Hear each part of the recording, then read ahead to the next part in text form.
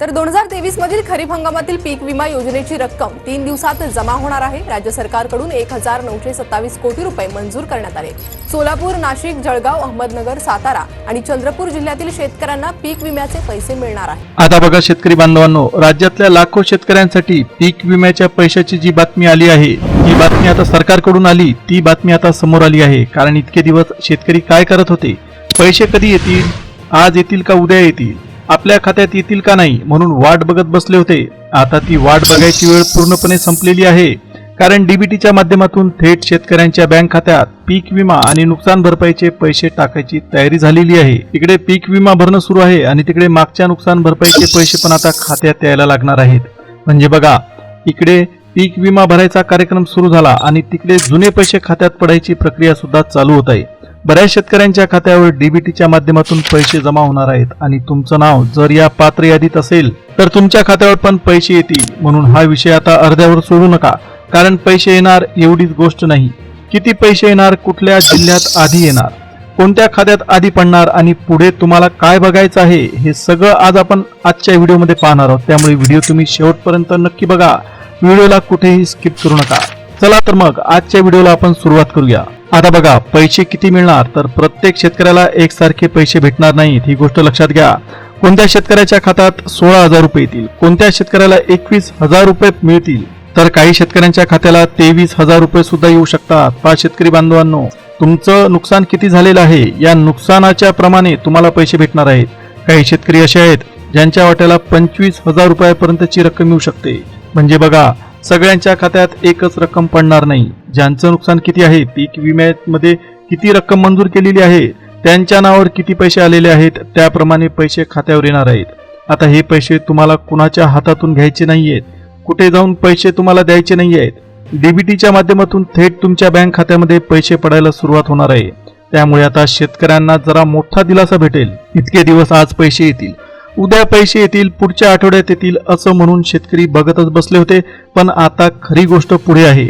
सगळ्यात आधी पैसे कुठल्या जिल्ह्यात येणार, तुमच्या जिल्ह्याचं नाव आहे का, तालुक्याचं नाव आहे का आणि तुमचा जिल्हा त्या यादीत आहे का, हे बघणं अत्यंत महत्त्वाचं ठरेल। त्यामुळे व्हिडिओ तुम्ही शेवटपर्यंत नक्की बघा। आता बघा, सरकारकडून पीक विमा आणि नुकसान भरपाईबद्दल अत्यंत महत्त्वाचा निर्णय घेण्यात आला आणि जी रक्कम शेतकऱ्यांसाठी मंजूर करण्यात आली आहे ना, ती रक्कम टप्प्याटप्प्याने बँकेच्या खात्यात वर्ग केली जाणार आहे।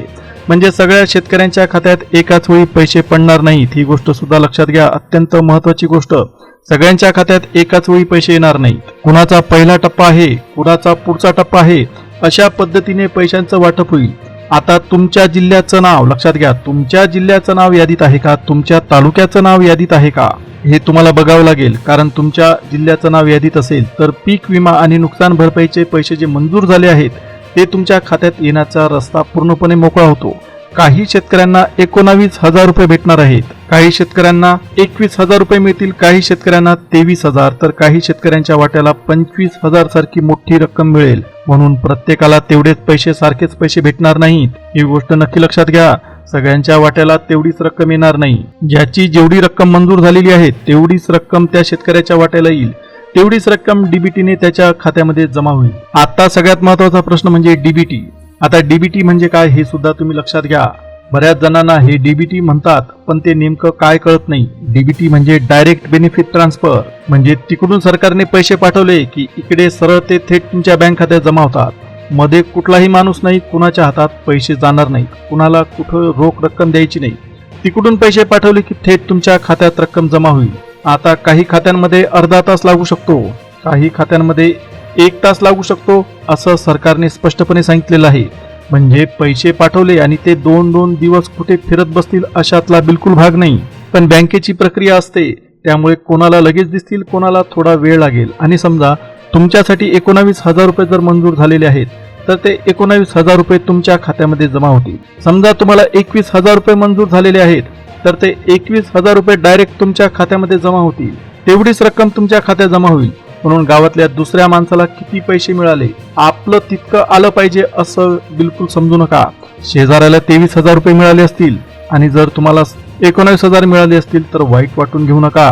त्याचा पीक विमा 21,000 रुपयाचा असेल तर त्याला तेवढीच रक्कम मिळेल, कारण त्याचं नुकसान जास्त झालेलं आहे आणि तुम्हाला जर 19,000 रुपये भेटले म्हणजे तुमचं नुकसान हे कमी झालेलं आहे, म्हणून कोणत्याही गोष्टीचं वाईट वाटून घेऊ नका.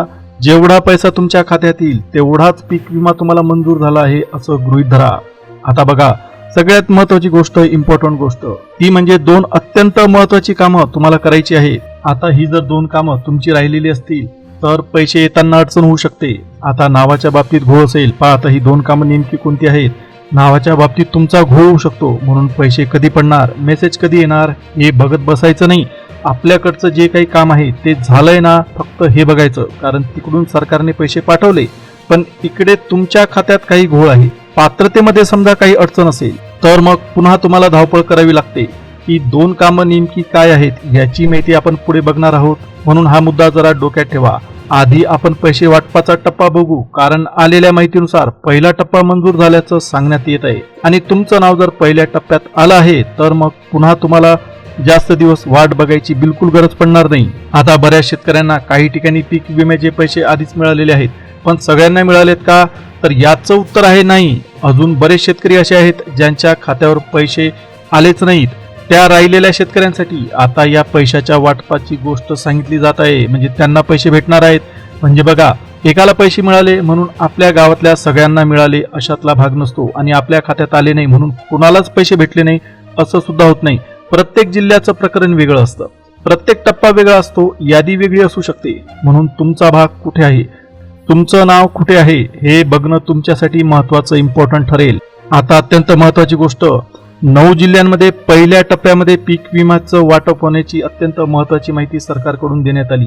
काहींना 21,000 रुपये भेटतील, काहींना 19,000 रुपये भेटू शकतात, तर काहींना त्यांच्या पीक विम्याची जी रक्कम मंजूर झालेली आहे ती मिळेल. आता तुमच्या मनात प्रश्न येतो, हे पैसे आपल्याला नेमके कधी पडणार, आज पडणार का उद्या पडणार, अजून 2 दिवस लागणार का, की पुढच्या आठवड्यात? तर बघा, सगळ्यांच्या मनात हाच प्रश्न चालू आहे. बातमी आली की पहिल्यांदा शेतकरी काय करतात, तर शेतकरी आपला मोबाईल काढतात, मेसेज आला का बघतात, नाही आला तर थोड्या वेळानं पुन्हा बघतात, संध्याकाळी पुन्हा बघतात, सकाळी उठून पुन्हा बघतात. पण अशा पैशांच्या वाटपात टप्पा असतो आणि बँकेची पण अत्यंत मोठी महत्वाची प्रक्रिया असते. आता हा जो पैसा पडणार आहे, शेतकऱ्यांच्या खात्यामध्ये येणार आहे, तो पैसा हा डीबीटीच्या माध्यमातून येईल. त्यामुळे पैसे पाठवण्याची तयारी पूर्ण झालेली आहे. म्हणजे पैसे पाठवायला सुरुवात झाली की मंजूर खात्यावर पैसे पोहोचायला तात्काळ सुरुवात होते. कुणाला लगेच पैसे दिसतात, कुणाला थोडा वेळ लागू शकतो. म्हणून तुमचा जिल्हा, तुमचा टप्पा आणि तुमची मंजूर रक्कम या 3 गोष्टी तुम्ही नक्की लक्षात ठेवा. आता जिल्हे कोणते अत्यंत महत्वाचे सरकारने निवडलेले ते 9 जिल्हे कोणते आहेत याची आपण डिटेलमध्ये माहिती घेऊ. आता हाती आलेल्या माहितीनुसार पहिला जिल्हा आहे परभणी जिल्हा. आता या ठिकाणी पैशांचं वाटप सुरू झालेलं आहे. परभणी जिल्ह्यातल्या शेतकऱ्यांच्या खात्यावर नुकसान भरपाईचे पैसे देण्याचा विषय अत्यंत महत्वाचा विषय यादीमध्ये सरकारने घेतला, म्हणून या यादीमध्ये परभणी जिल्ह्याचं नाव आलेलं आहे. आता या जिल्ह्यातल्या शेतकऱ्यांसाठी नुकसान भरपाईची रक्कम मंजूर करण्यात आली आणि ही रक्कम डायरेक्ट डीबीटीच्या माध्यमातून तुमच्या खात्यात थेट जमा होईल.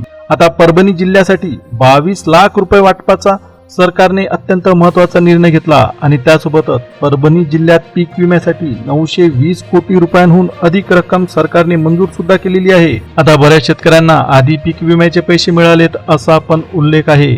म्हणजे परभणीमध्ये आता पहिल्यांदाच सगळं सुरू होतंय अशातला बिलकुल भाग नाही. काही शेतकऱ्यांना आधी रक्कम मिळाली आहे आणि ज्यांची राहिलेली आहे त्यांच्या पैशांचा विषय सरकारने आता हाती घेतलाय. आता परभणी जिल्ह्यानंतर आणखी महत्वाचे जिल्हे पण आहेत, पण त्याआधी खरीप 2025 या वर्षाचा पीक विम्याबद्दल आपण जरा व्यवस्थितपणे बोलूया. आता हाती आलेल्या माहितीनुसार खरीप 2025 मधल्या पीक विम्याच्या पोटी आतापर्यंत जवळपास 15 लाख शेतकऱ्यांसाठी एकूण 1850 कोटी रुपये भरपाई मंजूर करण्यात आली. म्हणजे बघा, 1850 कोटी रुपये ही काही छोटीशी रक्कम नाही, मोठा आकडा आहे. त्याचबरोबर अतिवृष्टीमुळे जे नुकसान झालं त्यासाठी मुख्यमंत्र्यांनी 6000 कोटी रुपये भरपाई देण्याचं आश्वासन दिलं होतं. पण प्रत्यक्षात काय झालं तर काही भागात शेतकऱ्यांना अपेक्षेपेक्षा कमी पैसे मिळाले. म्हणजे कागदावर मोठी रक्कम दिसते, पण आपल्या खात्यात किती आले हे शेतकऱ्यांसाठी महत्वाचं आहे. काही लोकांच्या खात्यात पैसे आधीच जमा झालेले असू शकतात आणि जी रक्कम राहिलेली आहे ती आता पुढच्या प्रक्रियेत खात्यावर येईल असं सांगण्यात आलंय. आता या रकमेमध्ये काही शेतकऱ्यांना 17,000 रुपये मिळू शकतात, काही शेतकऱ्यांच्या वाट्याला 19,000 रुपये येऊ शकतात, तर काही शेतकऱ्यांना अक्षरशः 21,000 पर्यंतची रक्कम मिळू शकते. म्हणून पुन्हा सांगतो, आपल्या गावात कुणाच्या मोबाईलवर 19,000 रुपयांचा मेसेज आला म्हणून आपल्या मोबाईलवर पण तोच मेसेज आला पाहिजे असं नाही. कारण त्याचं नुकसान वेगळं, त्याची मंजुरी वेगळी, त्याचं क्षेत्र वेगळं. तुमचं वेगळं, त्यामुळे रक्कम कमी जास्त असणारच. पण महत्वाचं काय आहे, पैसे डीबीटी मधून थेट बँक खात्यात सरकले पाहिजे. मध्ये कुणाच्या मागे फिरायची गरज पडली नाही पाहिजे. पैसे आले तर बँकेचा मेसेज बघा, खात्यातली शिल्लक बघा, आणि जर तुम्हाला पूर्ण 100% खात्री करून घ्यायची असेल तर तुम्ही तुमचं बँकेचं पासबुक अपडेट करून घ्या. ज्यांना अजून पीक विमा मिळालेला नाही अशा शेतकऱ्यांसाठी आता पुढच्या वाटपाकडे सगळ्यांचंच लक्ष लागून राहिलेलं आहे. आता परभणी जिल्ह्यानंतर अत्यंत महत्वाचं नाव येतंय ते म्हणजे यवतमाळ जिल्ह्याचं. शेतकरी बांधवांनो, पुढचा जिल्हा आहे यवतमाळ जिल्हा. यवतमाळ जिल्ह्यातल्या शेतकऱ्यांच्या बँक खात्यात डीबीटी मधून नुकसान भरपाईचे पैसे दिले जात आहेत. आपल्या महाराष्ट्राच्या सरकारच्या GR मध्ये यवतमाळ जिल्ह्याचं नाव घेण्यात आलंय. आता यवतमाळ जिल्ह्यासाठी किती रक्कम आहे, तर यवतमाळ जिल्ह्यासाठी 55 लाख रुपयाची रक्कम सरकारने मंजूर केली. म्हणजे यवतमाळ जिल्ह्याच्या पात्र शेतकऱ्यांना 55 लाख रुपये डीबीटीच्या माध्यमातून खात्यामध्ये सरकतील. हे पैसे खात्यात आले आहेत ना, तर शेतकऱ्यांना 100% मोठा आधार मिळेल. कारण नुकसान झालं म्हणून घरचा खर्च थांबत नाही. शेतीचं पुढचं काम आहे, खतं घ्यायची आहेत, बियाणं आहेत, मजुरी आहे, घरातलं काम आहे, सगळं काही चालू राहतं. म्हणून नुकसान भरपाईचे पैसे वेळेवर मिळाले तर शेतकऱ्याच्या हातात ते पैसे नक्कीच उपयोगी पडतात. पण आता यादी इथे संपत नाही. त्यानंतरचा आपला महत्वाचा जिल्हा आहे तो म्हणजे अमरावती जिल्हा. शेतकरी बांधवांनो, अमरावती जिल्ह्यात नुकसान भरपाईच्या पैशाच्या वाटपाचा विषय सरकारने तीव्रतेने हाती घेतला. आता बघा, सगळ्या जिल्ह्यात एकसारखं चित्र दिसत नाही. कुठे पीक विमा जास्त मिळालाय, कुठे नुकसान भरपाई आली आहे, कुठे अजून दोघांची वाट बघितली जात आहे. म्हणून एका जिल्ह्यात पैसे आले म्हणजे सगळ्या जिल्ह्यात पैसे सोडण्यात आले असं गृहीत अजिबात धरायचं नाही. आता अमरावती जिल्ह्यानंतर आपल्या सरकारने अकोला जिल्ह्याला पीक विमा आणि नुकसान भरपाईसाठी निवडलेलं आहे. आता अकोला जिल्ह्यामध्ये आदेशाच्या विरोधात कोर्टात न जाता कंपनीने खरीप 2025 ची पीक विमा रक्कम, नुकसान भरपाई रक्कम तातडीने द्यायला मान्यता दिली. त्याबद्दल राणा जगदीश सिंग पाटील यांनी अत्यंत महत्वाची माहिती दिली. अकोला जिल्ह्यातल्या शेतकऱ्यांच्या खात्यावर पीक विमा नुकसान भरपाईचे पैसे जमा व्हायला सुरुवात झालेली आहे. पुढच्या 2 ते 4 दिवसात खात्यावर 100% पैसे मिळतील. म्हणून अकोला जिल्ह्यातले शेतकरी असाल ना, तर हा भाग तुमच्यासाठी अत्यंत महत्वाचा, इम्पॉर्टंट आहे. कारण इथे फक्त पैसे मंजूर झाले अशातला भाग नाही, तर प्रत्यक्ष खात्यावर पैसे येण्याची प्रक्रिया सुद्धा अत्यंत तीव्रतेने सुरू झालेली आहे. पण त्याआधी तुम्ही तुमचं खातं तपासून बघा, अधिकृत माहिती काय आहे ते बघा, आणि मगच आपल्या रकमेची तुम्हाला खात्री होईल. आतापर्यंत आपण परभणी जिल्हा, यवतमाळ जिल्हा, अमरावती आणि अकोला जिल्ह्याची माहिती घेतली. आता पुढचा महत्वाचा जिल्हा आहे तो आहे बुलढाणा जिल्हा, आणि त्यानंतर आहे आपला वाशिम जिल्हा. जर तुम्ही बुलढाणा आणि वाशिम जिल्ह्यातील असाल तर अत्यंत महत्वाचा व्हिडिओ, अत्यंत महत्वाची माहिती तुमच्यासाठी पुढे आहे. आपल्याला या ठिकाणी या दोन्ही जिल्ह्यांमध्ये चित्र थोडंसं वेगळं दिसतंय. बुलढाणा जिल्हा, अमरावती आणि वाशिम या 3 भागांमध्ये पीक विमा वाटप अपेक्षे इतकं जास्त झालेलं दिसत नाही, आणि नुकसान भरपाईचे वाटप पण कमी प्रमाणात झालेलं आहे.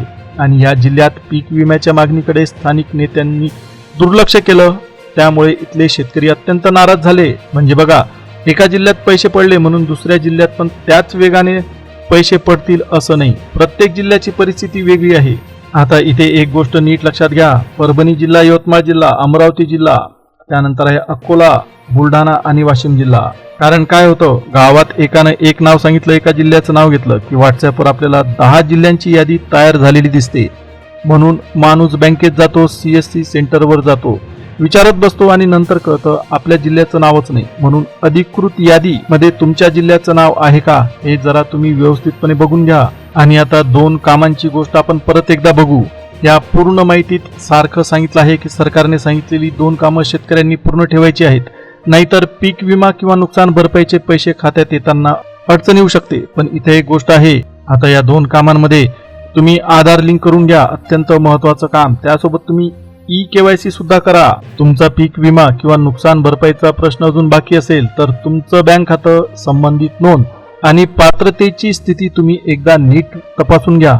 आता बघा, डीबीटीच्या माध्यमातून शेतकऱ्यांच्या खात्यात पीक विमा आणि नुकसान भरपाईचे पैसे देण्याची प्रक्रिया एकदम तीव्र गतीने सुरू झाली. काही शेतकऱ्यांना आधीच पैसे मिळालेले आहेत, काहींचे पैसे अजून बाकी आहेत.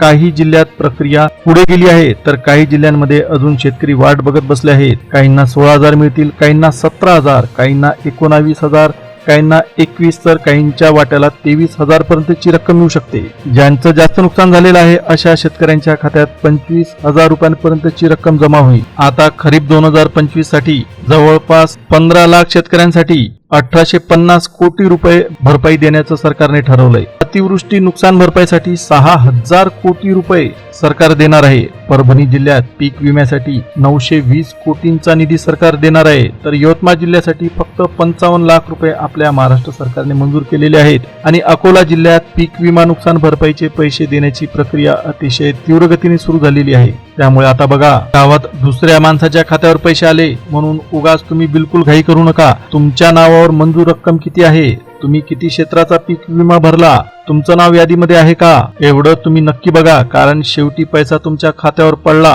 तेव्हा तुमच्यासाठी ही बातमी खरी ठरते. आणि तुमच्या जिल्ह्यात पीक विम्याची काय परिस्थिती आहे, नुकसान भरपाई आली का नाही, पैसे किती आले, अजून राहिलेत का, हे तुम्ही आम्हाला नक्की कमेंट करून सांगा. जर तुम्ही बुलढाणा, अमरावती, वाशिम, अकोला, यवतमाळ आणि परभणी या जिल्ह्यातले शेतकरी असाल तर तुमच्याकडे काय चाललंय ते सुद्धा आम्हाला कळवा. कारण कागदावर आकडा वेगळा दिसतो आणि गावातल्या शेतकऱ्याच्या खात्यात प्रत्यक्षात पैसे किती पडले हे आम्हाला नक्की समजू शकेल. आता पीक विमा आणि नुकसान भरपाईची अजून काही अपडेट आली तर ती आम्ही तुम्हाला पुढे सांगणारच आहोत. तोपर्यंत तुम्ही आपल्या खात्याकडे लक्ष ठेवा. कुणी काही सांगितलं तर लगेच विश्वास ठेवू नका. आणि पीक विमा नुकसान भरपाईची जी रक्कम तुमच्यासाठी मंजूर झाली आहे ती खात्यावर आली आहे का नाही हे जरा नीट बघा. व्हिडिओ आवडला असेल तर चॅनलला सबस्क्राईब करायला बिलकुल विसरू नका. व्हिडिओला एक लाईक द्या. जवळच असलेल्या बेल नोटिफिकेशनला तुम्ही ऑलवर सेट करा. आता आपण पुन्हा भेटूया एका नवीन अपडेटसह, नवीन माहितीसह. तोपर्यंत जय हिंद, जय महाराष्ट्र.